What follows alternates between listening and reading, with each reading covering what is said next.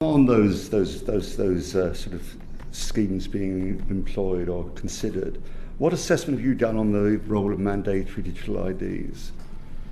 So I haven't personally done any direct. I mean, that is a bit of work that again is being picked up elsewhere within the Home Office. But clearly, I've been involved in the discussions and the sessions there.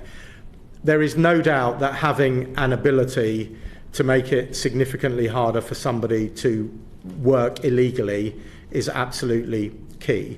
The other factor that I probably should have mentioned immediately around the pull factors is the element, and I've referred a couple of times to task forces that I'm talking about internationally, but we have also created the UK domestic OIC task force, which works in this country and is a combination of National Crime Agency, policing, immigration enforcement, HMRC, DWP, and all the range of government agencies.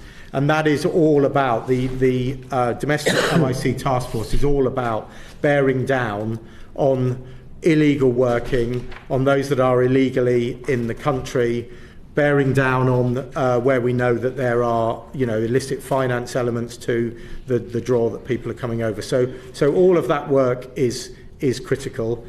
We know that the right to work legislation has been strengthened up, but the concept of a digital ID that makes it even harder for somebody to be in a position to try and work, I think potentially has advantage, and I think it's going to be really important. And I know that there is a consultation process that's going to be begun to work through how that could work and add value to the work that we're doing.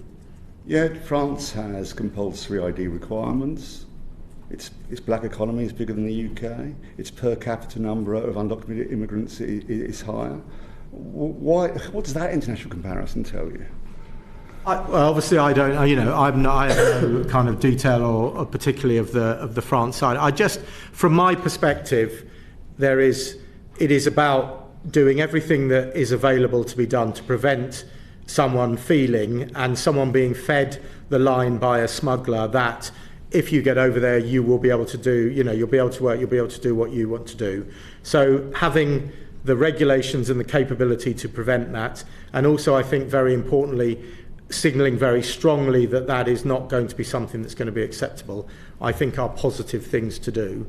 Should it not be evidence-based rather than this looks good?